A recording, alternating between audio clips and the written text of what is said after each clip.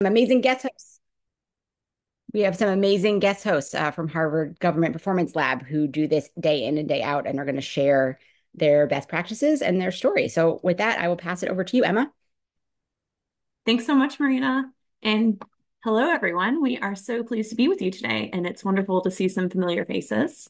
My name is Emma Cregg, and I'm a project leader on the Children and Families team here at the Government Performance Lab.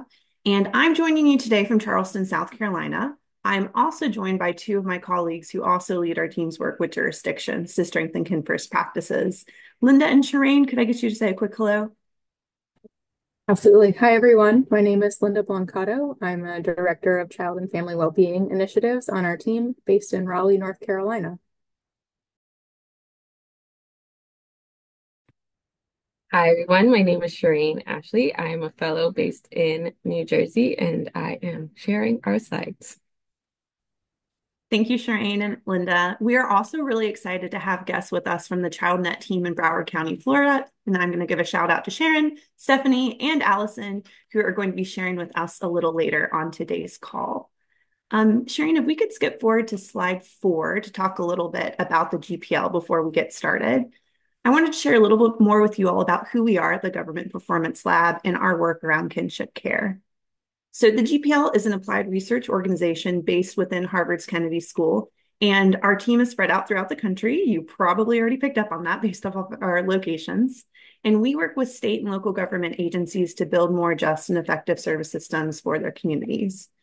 Our work is really hands-on and implementation focused. We really like to get into the weeds and work alongside agency staff to develop and test new approaches, supporting teams through key implementation decisions and milestones.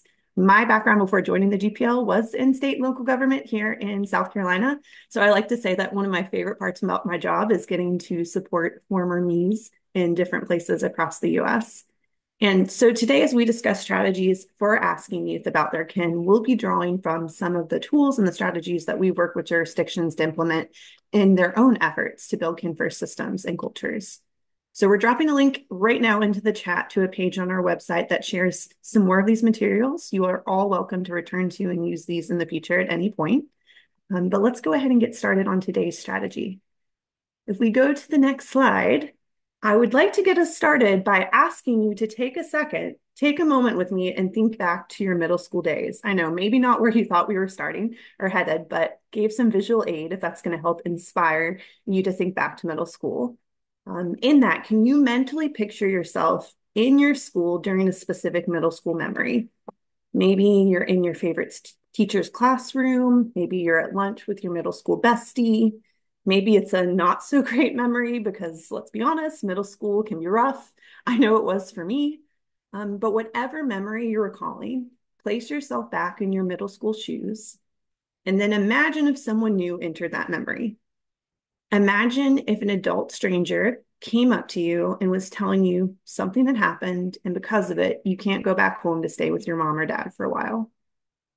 Now, in one version of the story or memory, that stranger immediately follows up by telling you to come with them as they've got a place to stay or that you can stay or a family for you to stay with for a while. How are you feeling in that moment? Shocked, scared, upset, confused, probably all of the above. In another version of the story, imagine if the next thing that stranger says to you is instead something like, I know you must have a lot of questions right now and you don't know me yet, but I want to help you and I want to hear what you want to do. Since you can't go to your parents' home right now, is there somewhere else that you'd like to go? Or maybe someone you just want to talk to about it? Who can I call for you?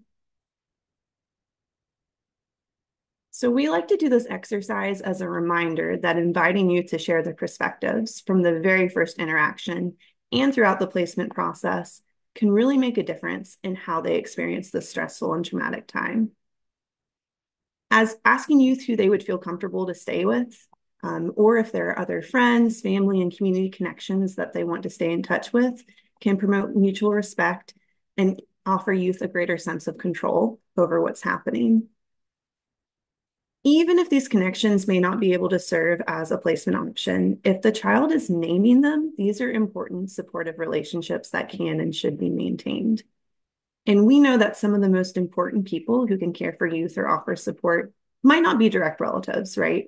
We see this being especially important for teenagers, notably our LGBTQ plus youth for whom fictive kin, like maybe a coach or best friend's parents, can offer even a great, or can often sometimes even the greatest support of sense of support and stability in these really tough times. And, even 3, 4, 5-year-olds know when they feel comfortable and whom they feel the most connected to. In fact, they might be able to give you the most straightforward answer out there. We really believe that no one knows kin better than youth, yet they're not always asked, and they can end up being placed with different resource families or in group homes by default, even when they have placement options with adults that they already know and trust. So question is, why doesn't this always happen? Well, we also know that these can be really challenging or intimidating conversations to have, especially for new staff. And a natural response can sometimes be to shy away from conversations that give youth the chance to share their preferences and reflect their own perspectives into decisions that are being made. Or sometimes maybe this means trying once, but not creating as many opportunities to circle back and follow up with the child. So how do you empower your staff to keep having those kin-focused conversations with youth? One of the biggest components to ensuring this is a priority in your agency, as a priority in your agency, is supporting and equipping your frontline staff to have those conversations and making sure you're offering really clear checkpoints where they can share what's coming out of them. On the next slide, you'll see some strategies that we've worked with jurisdictions all over the country on. And we've seen some of these to be the really most impactful ways to prompt and support staff in engaging youth. First of all, prioritizing time to train staff on the importance of engaging with youth about their kin. And, in those trainings, making sure that we're naming and normalizing how and why this can be challenging and offering supports throughout the process. Really figuring out ways to create a safe space to practice these conversations and be able to reflect on what still feels challenging or intimidating about them. It also can be really great to introduce activities that staff can use with youth to learn more about their supportive adults, like a heart map, which I know we talked about more in depth on a previous call. A heart map can help engage youth in conversations to help identify any relationship that's a priority to a child, right? Mentors, family friends, teachers, family pets, all the important people in that child's life. And making sure that heartline or the heart design for the heart map is intentional, right? I know previously we talked about how this design with 2 lines was an intentional way to make sure that we were leading to more generative conversations about supportive connections. Some other activities that we've seen to be really helpful or fun ideas are things like drawing a family tree, eco maps, maybe talking through a family photo album, or asking youth about photos on their phone. And just like we're encouraging staff to keep following up with youth, we should also be following up with our staff on that process. Staff should be asking youth about their supportive connections at every placement change and just generally at regular intervals, places like monthly check-ins. Supervisors can encourage this practice by regularly asking staff, well, what did the youth say during their one-on-ones or case reviews, other meetings, other check-ins, using existing checkpoints and conversations with staff to check in and to see how it's going and back them up, offering a lending ear and being supportive around ideas or ways to troubleshoot together. It can also be really helpful to designate one official place for keeping a youth's list of kin, be that in your case notes, within your IT system, so that connections aren't lost and everyone across the agency is referring to the same place. All right, on the next slide, we'll see some questions. This could feel kind of repetitive for folks at first, as we're talking about continuing to have these conversations to keep coming back. So we found it's really helpful to provide ideas and examples of ways to employ different conversation starters with youth and young children as appropriate. So this list on the slide is a starting point, really. But we are assuming, as we know that many of you in the room are experts on this or have done this yourself, we would love to hear your go-to questions when engaging a child about who they trust and feel connected to. So if you don't mind, would you take a second and write down in the chat and share with us? We're going to drop the question in the chat as well. What is a question that you use to engage youth about who they trust and who they feel connected to? And I'll give us just a second to think and give you folks this time to write.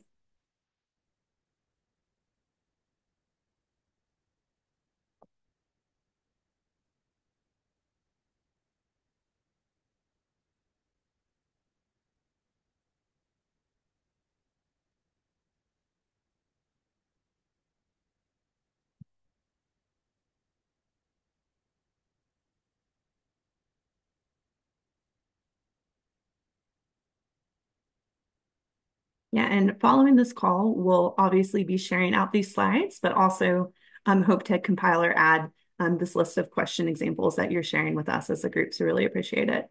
Seen some good. Who came to your birthday party? If you had a magic wand and could reach out to one person from the past that you miss, who would it be? Ooh, I love that. Family finding, exclamation point.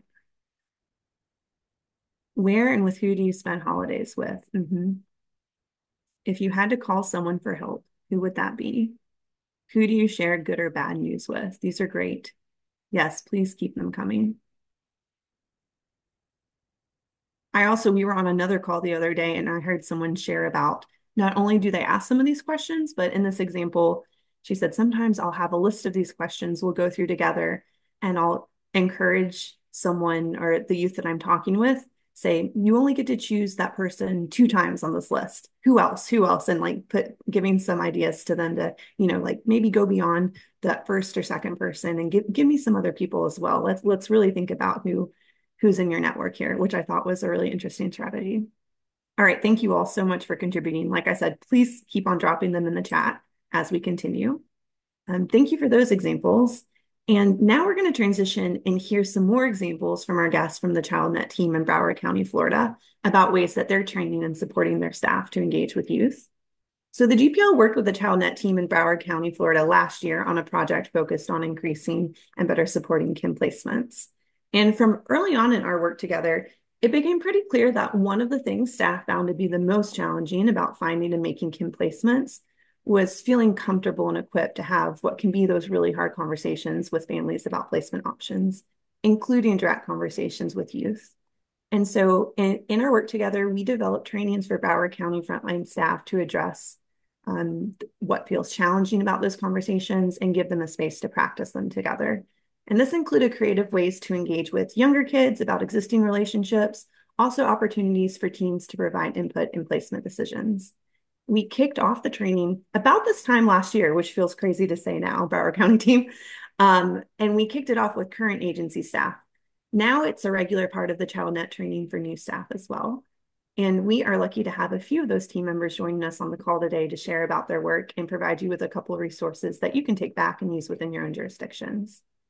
Sharon and Stephanie are joining us from the ChildNet training team, and Alison is joining us as a director of case management who participated in these trainings. And I'm going to kick things off by asking them a few questions. As they're sharing, you should feel free to drop any questions you have for them in the chat as well. And Sharon, I'm going to turn it to you first. Could you tell us a little bit about your role on the ChildNet training team and then paint a picture for us as to what these kin trainings look like when you offer them to your staff? How do you invite them to attend? And then what happens once they do? Yes, so my name is Sharon Fernandez. I am a career development counselor with ChildNet. We are in Broward County. And after our new trainees complete their testing and they finish pre-service training, we offer them workshops. And we do workshops for 4 weeks after they test. These workshops are open to all employees at ChildNet. And one of those workshops is the kinship training. So initially we started off with the Zoom kinship training as we wanted the most employees to be able to participate, and it was successful. So normally with virtual trainings, you want to make sure that people are participating, and we did get great participation with those trainings. We then decided, because we had 92% of our frontline workers were trained in it, that we were going to move it over to our now new trainees that came in. And so I do what's called a unified home study training. It's in a program that we use where we do home studies. And so that training provides trainings for how to create a home study for relatives and non-relatives. We do that in person, and we decided to tag along kinship with it so that we could discuss kinship training. Okay, now we've discussed the training. How do we go about completing this home study for the family? So they kind of tie in together. So we did one in person, and we're going to start our second in person in 2 weeks. And so our first in person was great. We have a lot of feedback from individuals, and so far everyone that has participated has told me that they enjoyed the training. That's great. And I know that, this training is covering a lot in a little time. And I know that you're within that training thinking particularly one piece of that is supporting your team and feeling prepared for those conversations. I'm curious, with folks knowing that as they're coming into the training, what are things that your staff share that they're most worried about or have questions about on the training portion that's focused on engaging with youth? And how do you make it feel like a safe space for everyone to feel comfortable practicing these conversations? So yes, so one of the things that staff are worried about is children that are in fear of discussing their information with individuals. They want to keep their information confidential. Most of our youth have told some of their friends what's going on, but it's based off of their narrative, and they really don't want us discussing the case with them. And so I think that one of the things we do is provide one of the handouts we provide is the guide to non-relative and relatives to finding and engaging families. And that kind of assists them with questions that the youth might have and how to respond to those questions, which I think is really great. Making sure that we're having these conversations when we do our one-on-one, when we sit down, we speak with them one-on-one, making sure it's a private place that we're speaking with them. Also making sure that their voice is being heard. That's one of the things we want to know, that they're included with it. It's part of their decision also. This is just not our decision. We're going to be a team, and we're going to create some ways to make them more comfortable in the situation that they're in. Yeah, that's really great. And spoiler alert, we are going to share a link to that engagement guide that Sharon just referenced. That's really great that you're able to offer that in pairing and support. And I'm curious, since you mentioned that so you've done both, right? You've done virtual trainings and you've done in-person trainings. Both Yes. of these trainings involve a portion in which you're doing some role playing and modeling conversations. It's interactive. I'm curious, do you have any trade-offs, or have you seen, any pros and cons? I'm just thinking for folks who would considering creating something similar in their own jurisdiction and thinking about, do we do this virtually so that more can come? Do we do this in person? Any tips or tricks that you'd share with folks as you've done both? I didn't see any cons with it. I think that with the Zoom, you're able to get more people attending versus the in-person. As we are hybrid, we do some of our supervisors have their staff coming in 3 days out of the week. And so you're able to get more people to attend with the Zoom. And I have to say that the participation was so great when we did it virtually. So it wasn't like we saw a lack of people participating where we felt like, okay, we need to have this in person. So I really don't think that I think as long as you're monitoring and making sure people are participating in the trainings, then Zoom is great to go. It's just that we happen to have our uniform home study training. It's in person, and so we just kind of tag along and do the in person for the kinship. I gotcha. No, and I can say last year when we were working together and prepping for these trainings, we did kick them off virtually. And I had met a lot of your folks, some in person, some virtually, but not everyone. And we were like, how is this going to go? We're asking a lot of our folks in terms of interactivity, and it was amazing. They were so interactive, so responsive, had lots of reactions and ideas, and just really good conversation throughout. So just wanted to say, but we also were definitely like, oh, we could definitely see how in a smaller closed room setting, especially if we're thinking about how are we setting up a safe space for folks to feel comfortable sharing what they're nervous about or practice again, then getting to do that with a smaller group in person would be wonderful as well. Thank you, Yeah. Sharon, for sharing both of those experiences. Folks, feel free to drop any questions that you have. I'm going to transition to a couple questions for our team member, Alison, as well.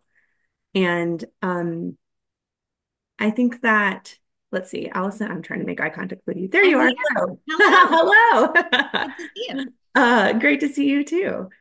I want to ask you a couple questions to think or to hear about how you and your leadership team thinks about supporting their case management staff and having these tough conversations. You know, like we talked about earlier, making time for the staff to have their training is, of course, so important. But what comes after is also just as important. And as a manager of a team, how do you think about reinforcing trainings with your staff?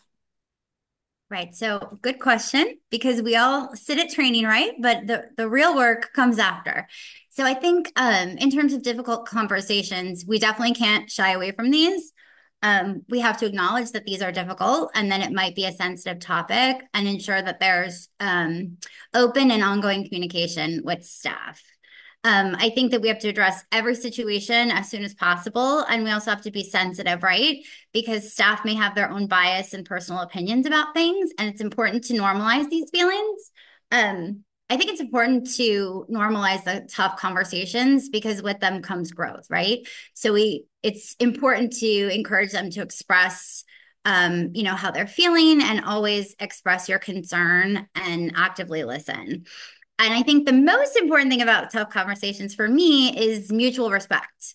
I let my staff know that I come with zero judgment, and that it's a difficult process. And my intention is always to support them. And I think that's a vital piece of it. In terms of reinforcing trainings, I think it's a mix of individualized and group support.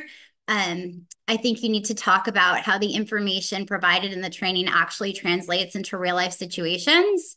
Talk about barriers that they're having, and apply the skills and knowledge in real life situations. Provide feedback and coaching, and then assist them with integrating the new knowledge into conversations with youth, and the difficult conversations that you mentioned. And that's my key, right? I always want to talk about it. I want to see how, as a group, others might have tools or skills that we don't have, right? And it's important to keep talking about it and keep having these conversations.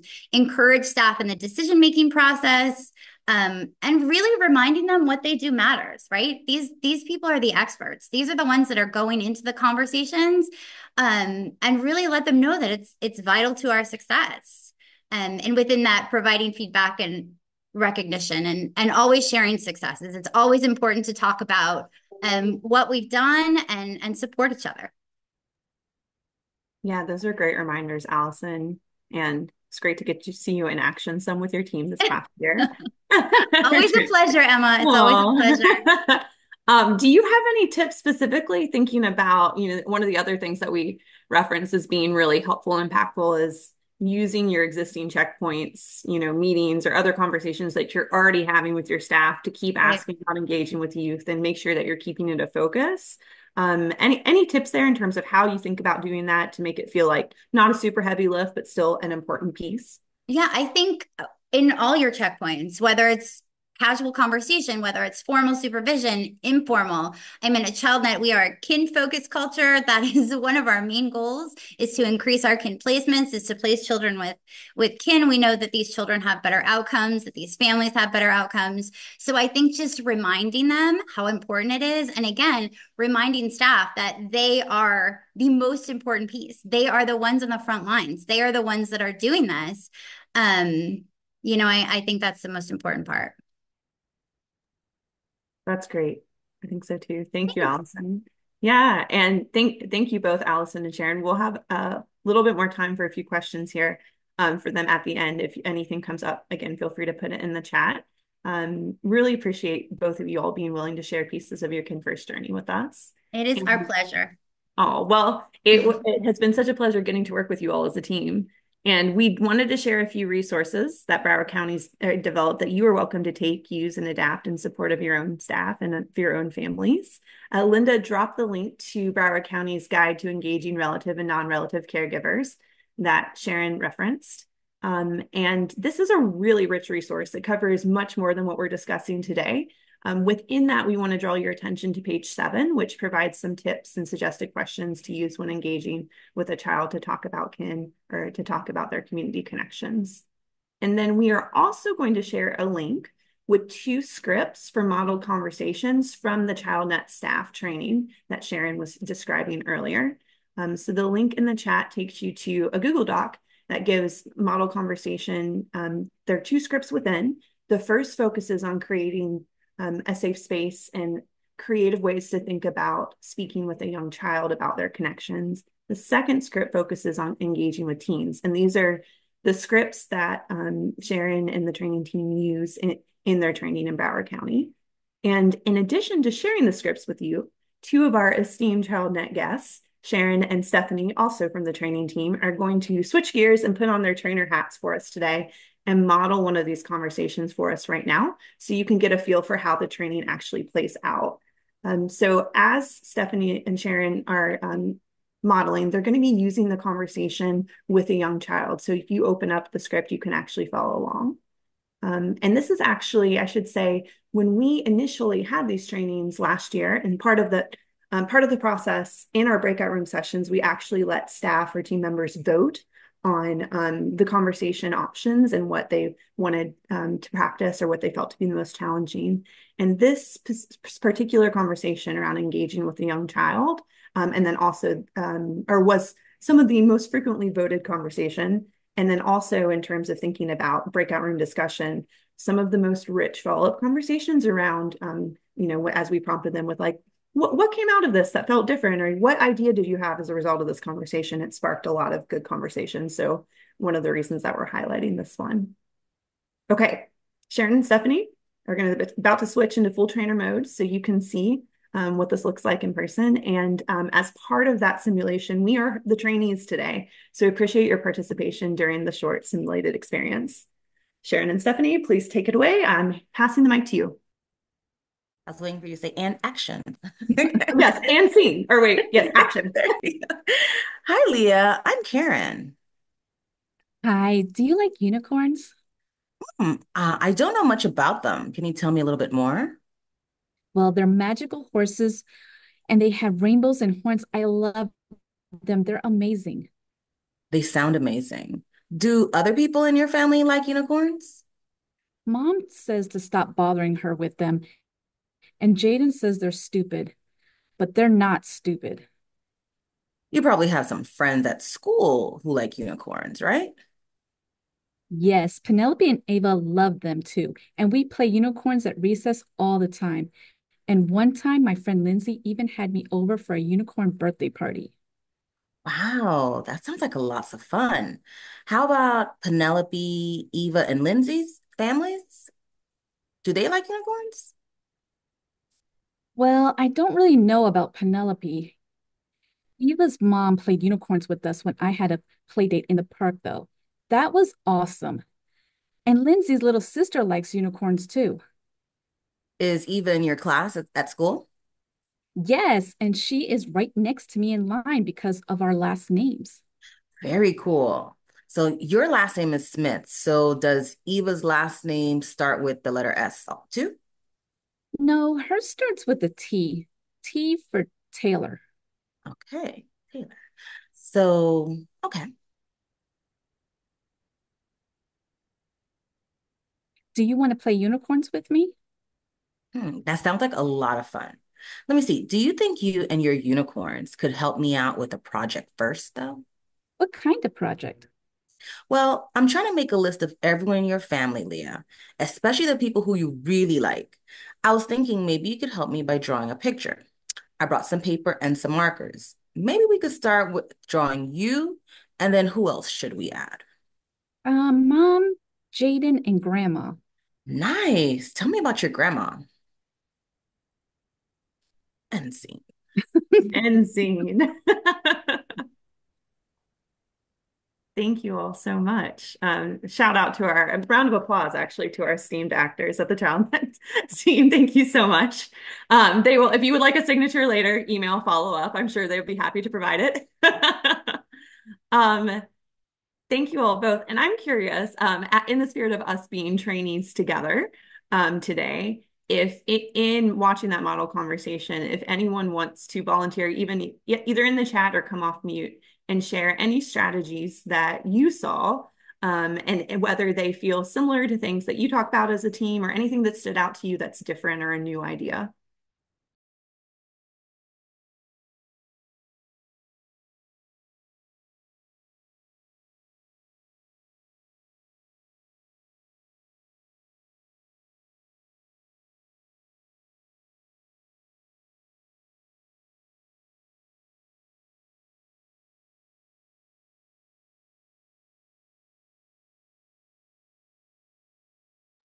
Yes, Gloria.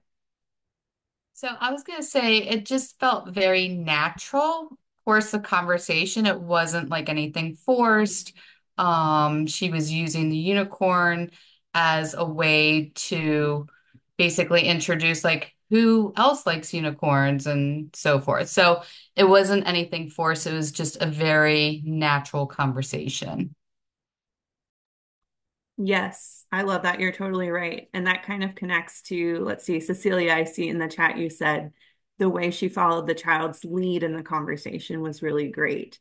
And agree, I think that really contributes to it feeling natural, maneuvering. Actually, I was thinking back to this training, and someone's reflection was, never have I heard so many things about unicorns in one conversation that led to so many different places. But it's still feeling natural. Yes, what else? I Let's think see. someone just put this in the chat, but how organic the conversation was pertaining to, hey, I see your last name is Smith. Does your, relative or whoever has the same last name? So it's asking the question without appearing invasive or being overpowering. You're coming down, it's almost like looking at the child at eye level, but in a conversation. So I really like that strategy. Absolutely. I Thank would you. Oh, say I'd like to add something to yeah, my first tendency when I read that script is like if it was me, I probably would have done so much more prodding and poking. But I like the strategy if she's just collecting names, you know what I mean? We will go back a little bit further and talk about Penelope and grandma and dig later. We're just keeping that conversation going, keeping the child interested in what the unicorns, and again, use another opportunity later on down the line to really try and get some more specific information and details about these people. yeah, that's a great point, Stephanie. And also, I see in the chat, and this all connects to, right, how someone's saying how in getting the friend's last name so naturally, then also leading into feeling out whether or not that child knew her friend's families, what is that relationship like? But it wasn't like a interrogation around like, well, what are the parents' names? What are we doing now? It was a very natural conversation where the child got to share comfortably. Anything else stand out to folks? Similarly, Jill, how you said that she explored the family without the child realizing what she was doing. Yeah.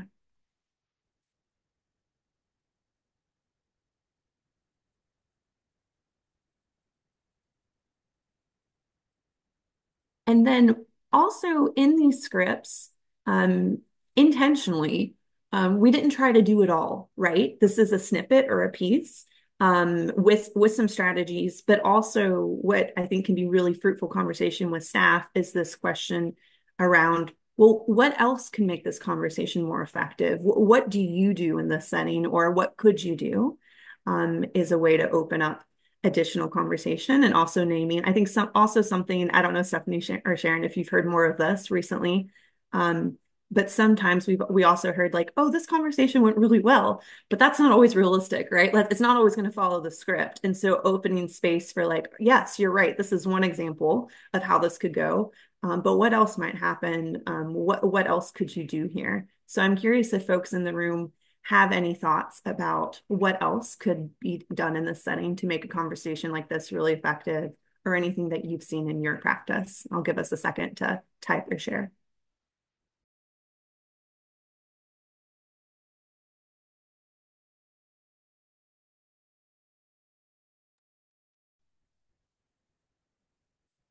I feel like I'm cheating because I kind of know the answer, but I wanted to share one thing. I now that we're doing it in person, keep in mind that our audience is brand new case managers. They've never done this before. And so I think when we were doing it in Zoom and we had everyone, the entire staff, you had a lot of experienced people, seasoned people. So our new DCMs don't really know how the conversation is going to go because they've never done it before. So anyone who's considering doing this training, I would definitely encourage you to have a nice mix of people, both new so they can learn from the more seasoned. And I think that would be really beneficial to encourage that conversation because our more experienced people will kind of know, like, no, that's not how it's going to go. Let me tell you, here are the possible barriers and obstacles, and then we're able to tackle through them with that mixed audience.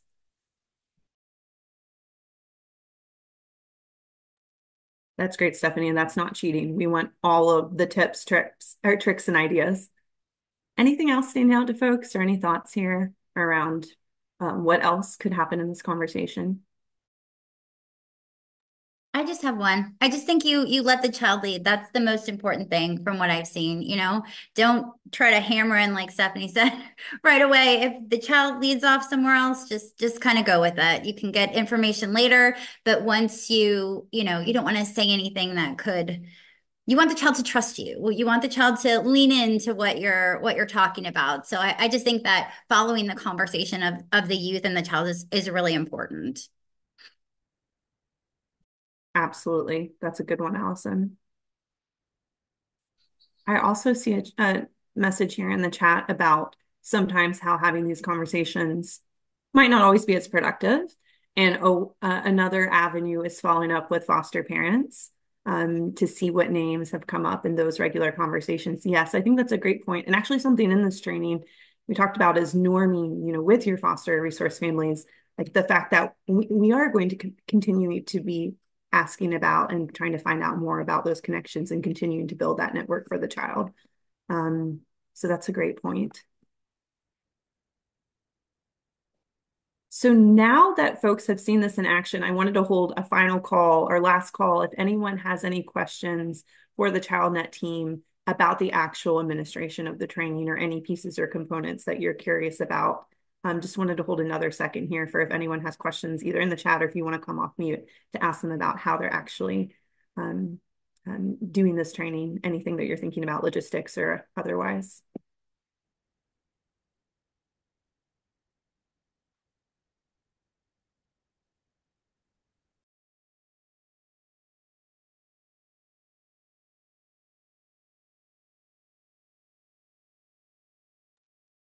I also, Sharon and Stephanie, wanted to give you one last call of anything else that as we practice ask folks question, any final tips and tricks or any things that you'd want to share before we wrap up.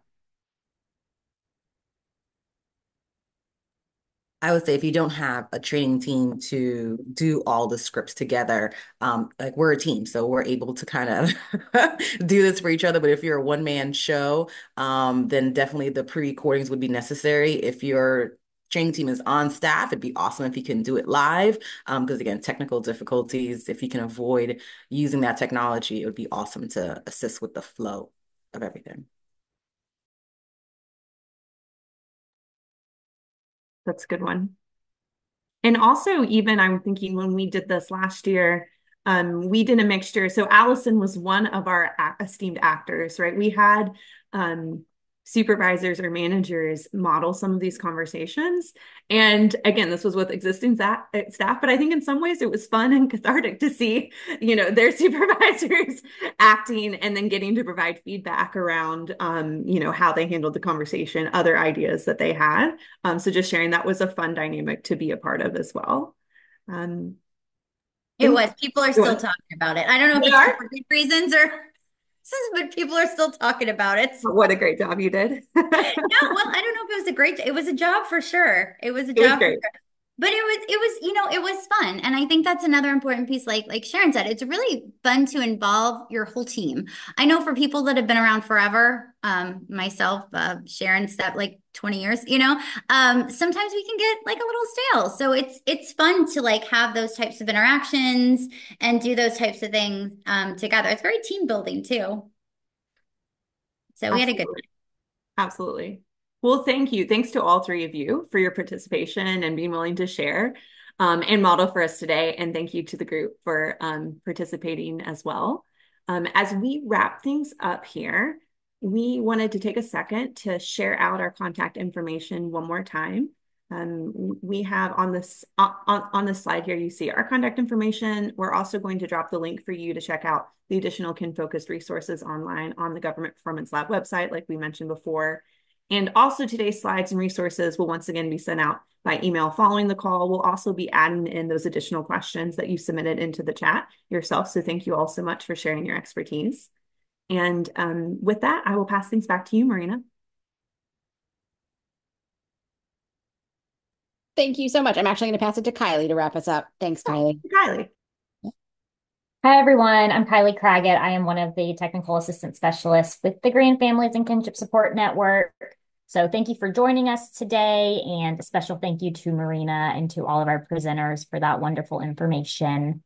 As Melissa said at the beginning of today's meeting, we are skipping the July 4th meeting, so we will meet again on July 18th, which is going to be a really great panel discussion about kin mobilization success in Los Angeles.